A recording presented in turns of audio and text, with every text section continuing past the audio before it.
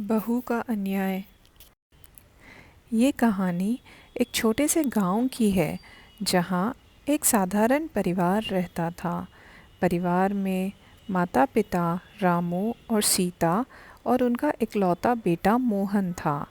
रामू मेहनत मजदूरी करके खेतों में काम करता था, जबकि सीता घर के कामों के साथ साथ दूसरों के घरों में काम करके पैसे जुटाती थी। उनका सपना था कि मोहन अच्छी शिक्षा पाए और एक सफल व्यक्ति बने। मोहन के बचपन से ही रामू और सीता ने उसकी पढ़ाई के लिए हर संभव कोशिश की। उन्होंने कभी भी उसके लिए कोई चीज़ नहीं मांगी। जब मोहन स्कूल जाता था तो उसकी किताबों के लिए उन्होंने अपने खाने पीने में तक कटौती कर दी थी। जब उसे खेलने का मन होता तो सीता कहती, बेटा पहले पढ़ाई करो फिर खेलना। मोहन ने कड़ी मेहनत की और स्कूल में अच्छे अंक हासिल किए। फिर उसने कॉलेज में दाखिला लिया। वहाँ उसकी मुलाकात पूजा से हुई, जो पढ़ाई में भी अच्छी और आत्मनिर्भर थी। दोनों के बीच प्यार हो गया और मोहन ने अपने माँ बाप से पूजा से शादी करने की बात की।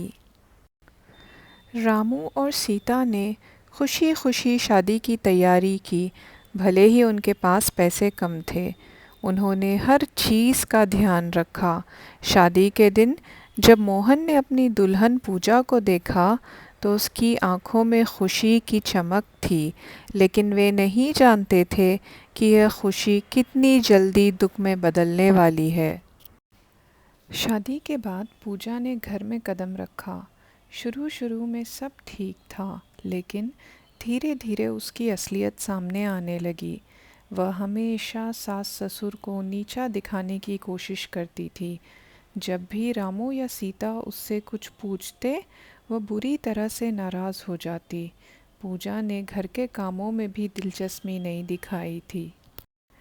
सीता जब खाना बनाती तो पूजा उसे यह कहकर ताना मारती, आप तो कुछ नहीं कर सकते, मुझे सब खुद करना होगा।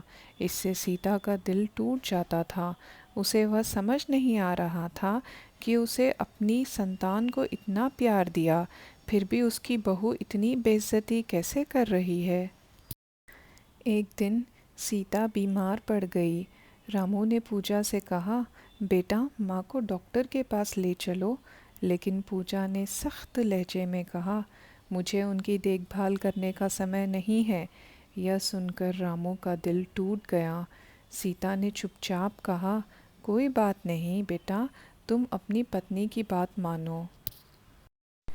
सीता का स्वास्थ्य बिगड़ता गया, लेकिन पूजा ने कभी भी उनकी मदद नहीं की। जब रामू ने पूजा से कहा कि सीता को अस्पताल ले जाना है, तो पूजा ने उसे घूरते हुए कहा, ये सब आपके माता पिता की जिम्मेदारी है, मुझे उनसे कोई मतलब नहीं है। रामू और सीता के लिए यह सुनना बहुत ही दर्दनाक था। एक दिन पूजा ने मोहन से कहा, अगर ये लोग इसी घर में रहेंगे तो मैं नहीं रहूँगी, आप इन्हें बाहर निकाल दो।